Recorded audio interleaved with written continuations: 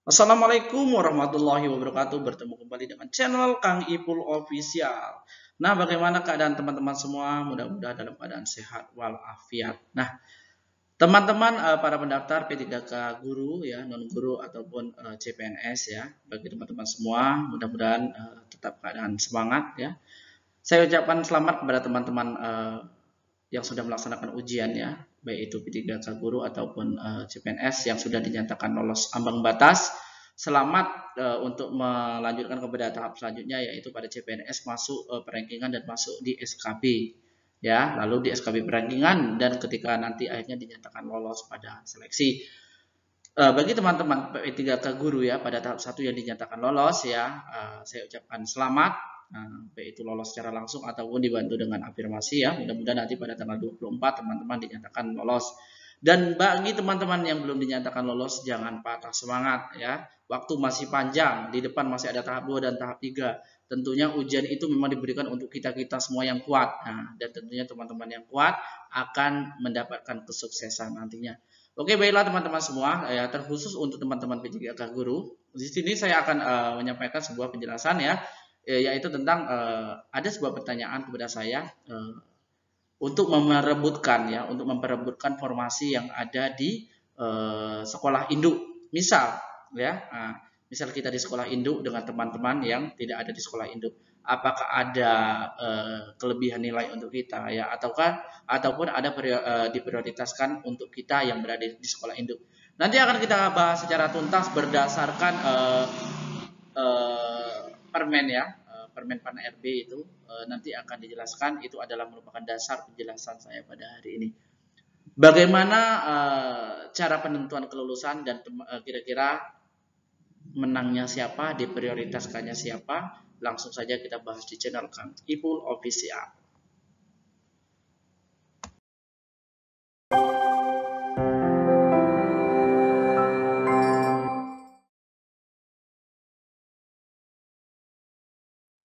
Namun sebelum lanjut kepada pembahasan kali ini, bagi teman-teman yang belum melakukan subscribe di channel ini ya, untuk mendukung channel ini lebih berkembang ke depannya, sehingga dapat memberikan informasi-informasi edukatif ya kepada teman-teman semua dan saling berbagi kepada teman-teman.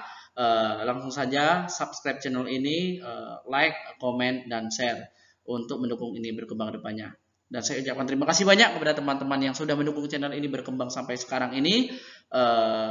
Dengan melakukan subscribe, like, tonton videonya, dan share video-video saya. Saya ucapkan terima kasih. Mudah-mudahan bermanfaat untuk teman-teman semuanya, dan teman-teman semuanya diberikan kesehatan, kelancaran, apapun yang teman-teman inginkan, dan terutama teman-teman yang mengikuti ujian dinyatakan lulus ya. Amin. Oke, kita lanjutkan pembahasan kali ini.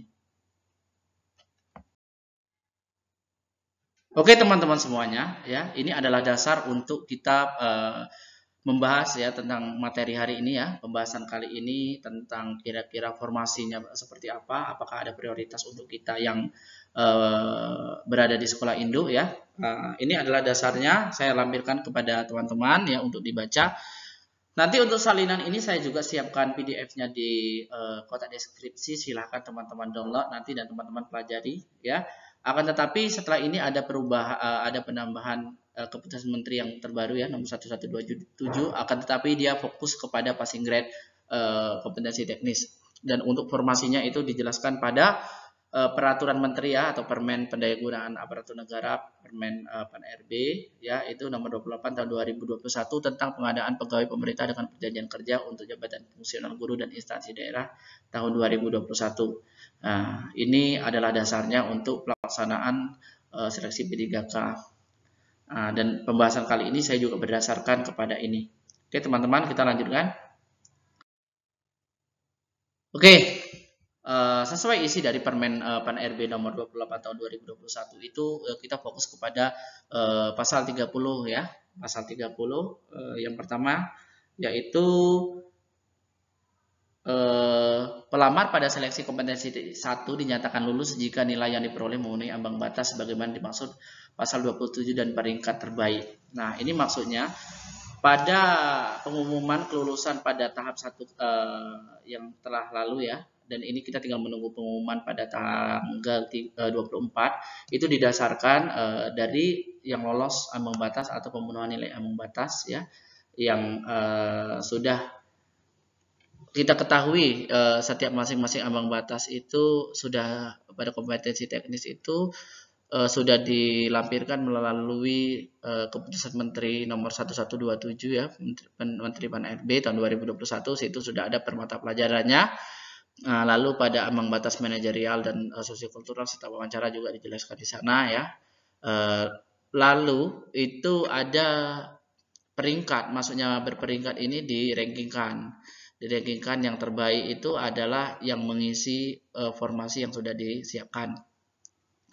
Ya teman-teman semuanya, mudah-mudahan tidak gagal paham. Setelah melewati ambang batas, teman-teman belum tentu dinyatakan lulus, akan tetapi akan diperingkatkan kembali. Ya mudah-mudahan kalau teman-teman hanya satu orang yang lulus dan teman-temanlah yang diambil satu orang yang lulus. Oke, kita lanjutkan kepada fokus pembahasannya, yaitu pada nomor 2, poin 2. Dalam hal pelamar memiliki nilai akhir yang sama. Nah, ini seandainya. Ini di sini tidak dijelaskan bahwa seandainya teman-teman mengisi pada formasi sekolah induk, apakah ada prioritas? Nanti kita bahas melalui yang poin nomor 2 ini ya. Ini ada kaitannya. Seandainya nilainya sama, ini nilai sama. Seandainya nilai sama, itu dilihat dari yang pertama kompetensi teknis, yang kedua kalau masih sama juga dilihat dari nilai paling tinggi kompetensi manajerial dan sosiokultural. Lalu yang ketiga seandainya masih sama juga didasarkan dari manajerial dan sosiokultural, itu didasarkan lagi dari nilai wawancara siapa yang paling tinggi. Nilai wawancara itu adalah 24 ya minimal, dan yang paling tinggi siapa. Baru kalau dari 3 komponen nilai kompetensi itu masih sama juga didasarkan dari usia yang paling tinggi. Nah, ini kayaknya kemungkinan terjadi kecil, tapi tidak menutup kemungkinan hal ini akan terjadi. Dan ini sudah disiapkan oleh peraturan menteri ya nomor 28 seandainya nilai sama. Nah, apa kaitannya dengan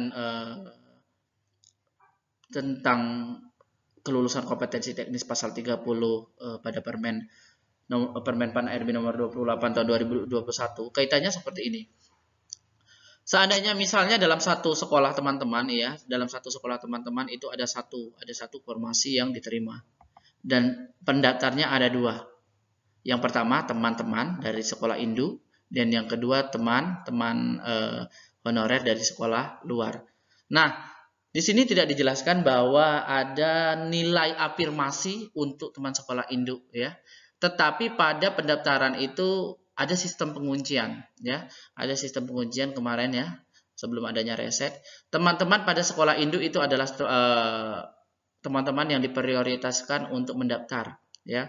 Lalu seandainya ketika sudah dilaksanakan sudah ada riset kemarin, lalu ada teman dari luar riset dan mengambil pada formasi sekolah kita dan dapat masuk, kira-kira seperti apa ketika setelah ujian? Nah, ketika setelah ujian itu sudah beda cerita lagi.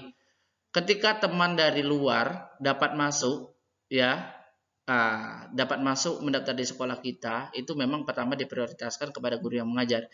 Akan tetapi ketika sudah dapat masuk itu sudah beda cerita, berarti sudah teman-teman dikompetisikan di dalam sekolah tersebut, dan tidak ada nilai tambahan untuk teman-teman di sana kecuali afirmasi. Seandainya teman-teman berusia di atas 35 tahun itu mendapat 15%, seandainya teman-teman punya sertifikat pendidik itu mendapat 100%, seandainya teman-teman disabilitas dapat 10%, seandainya teman-teman K2 10% ya. Begitu teman-teman. Jadi ketika teman-teman sudah di satu kompetisi merebutkan satu formasi di sekolah teman-teman, satu formasi yang direbutkan, tetapi teman-teman dari sekolah lain juga ikut di situ, teman-teman tidak disebutkan pada permen ini dan keputusan menteri ini tentang afirmasi atau nilai tambahan yang diberikan kepada teman-teman yang menduduki di sekolah induk. Jadi ketika teman-teman tidak melewati passing grade, tentunya teman-teman tidak dapat mengikuti perankingan pada tahap 1 ya. Dan teman-teman yang seandainya teman-teman masuk kepada passing grade, teman-teman akan dirankingkan. Akan tetapi seandainya satu orang yang misalnya teman-teman sendiri yang masuk melewati passing grade atau ambang batas, itu secara langsung ataupun tambahan afirmasi, Dan tentunya kalau satu orang sudah pasti teman-teman mengisi. Akan tetapi seandainya teman-teman ya, teman 2 orang yang masuk ke passing grade ambang batas ya untuk mengisi formasi, teman yang menduduki sekolah induk dan teman satu lagi yang peserta satu lagi yang tidak menduduki sekolah induk atau dalam arti dari sekolah berbeda, itu akan dirankingkan dengan nilai kompetensi teknis yang paling tinggi seandainya nilai sama. Akan tetapi kalau nilainya tidak sama tapi teman-teman dua tadi, teman yang di sekolah induk dan sekolah lain masuk, seandainya nilainya tidak sama ya, masuk ke mengisi passing grade atau melewati passing grade 22 dan masuk mengisi formasi, ditotalkan atau diakumulasikan nilai yang tertinggi lah atau dirankingkan lah yang terbaik itu yang mengisi. Akan tetapi seandainya teman di sekolah induk nilai tertinggi nomor 2, tentu teman tidak diambil ya, tidak ada prioritas untuk mengisi rankingannya. Akan tetapi teman walaupun dari sekolah luar dan mempunyai nilai yang tinggi atau terbaik, itulah yang mengisi. Nah, seandainya teman ya yang mengisi di sekolah induk ya, berasal dari sekolah induk ataupun teman yang dari luar dengan nilai sama, akan ditinjau lagi dari nilai kompetensi teknis siapa yang tertinggi. Dan seandainya dari teknis juga masih sama, dilihat dari kompetensi manajerial dan sosiokultural. Masih sama juga nilainya, lalu dilihat dari wawancaranya. Kalau wawancara sama, dilihat dari usia paling tinggi. Kalau teman-teman sudah 3 kompetensi ini nilainya sama juga, walaupun teman dari luar, itu dilihat siapa yang paling tua. Kalau teman-teman paling tua, teman-teman yang diambil. Nah, itu syaratnya teman-teman masuk kepada passing grade ya atau ambang batas. Oke, teman-teman semuanya. Mudah-mudahan ini membantu teman-teman semua ya. Ini tentang penjelasan banyak pertanyaan subscriber saya, lalu teman-teman saya ataupun teman secara Jafri. Mohon maaf seandainya saya tidak dapat menjawab satu persatu dan saya jawab melalui video ini. Semoga teman-teman paham, dan ini penjelasannya juga berdasarkan dari Permen Pan RB nomor 28 tahun 2021 yang resmi kemarin dikeluarkan ya untuk kelulusan.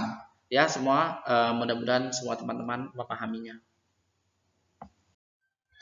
Oke teman-teman, itu adalah sedikit penjelasan tentang beberapa pertanyaan yang mungkin membuat teman-teman sebagai teman-teman masih ragu tentang berkompetisi dengan teman-teman yang tidak atau pendaftar lain yang tidak berasal dari sekolah induk dan teman sendiri dari sekolah induk. Kira-kira apakah ada prioritas untuk saya dan ada afirmasinya? Kalau afirmasi ternyata tidak ya teman-teman. Tapi ini masih ada petisi dari forum honorer untuk pengajuan ke pusat ya, ke menteri untuk menambah afirmasi dari NUPTK dan masa kerja. Mudah-mudahan kita doa bersama, mudah-mudahan dan itu disepakati, dan itu sangat membantu kepada orang-orang tua yang kita lihat di video itu sudah tua tetap melaksanakan ujian, sangat miris sekali. Mudah-mudahan bapak tersebut ya atau orang-orang yang sudah mempunyai masa TMT yang lama, mudah-mudahan diberi kelulusan dengan afirmasi yang sedang diajukan ini. Mudah-mudahan disetujui oleh Bapak Menteri ya. Mudah-mudahan dengan penjelasan sedikit ya tadi dari saya, penjelasan sederhana, bisa memberi pemahaman kepada teman-teman tentang kompetisi teman-teman sekolah induk dengan teman-teman yang lain. Kira-kira yang dipilih seperti apa ya. Nah, dan tadi kesimpulan yang sudah saya sampaikan adalah ketika sudah masuk kepada ujian dalam fase 1 formasi itu sudah lain cerita ya. Tentu itu perlakuannya sama walaupun di induk ataupun teman-teman tidak dari sekolah induk. Dan nanti yang menentukan adalah kuncinya masuk kepada lewat ambang batas. Ketika lewat ambang batas dan dirankingkan.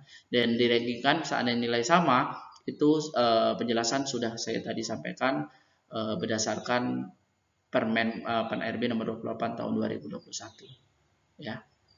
Semoga teman-teman memahaminya dan video ini membantu teman-teman ya. Terlebih terkurang saya mohon maaf seandainya ada kesalahan dalam saya menyampaikan, itu adalah murni kesalahan dari saya sendiri. Terus dukung channel ini dengan subscribe, like, komen, dan share. Mudah-mudahan bermanfaat bagi teman-teman dan seluruh teman-teman yang ada di Indonesia. Lebih terkurang saya mohon maaf. Assalamualaikum warahmatullahi wabarakatuh. Dah.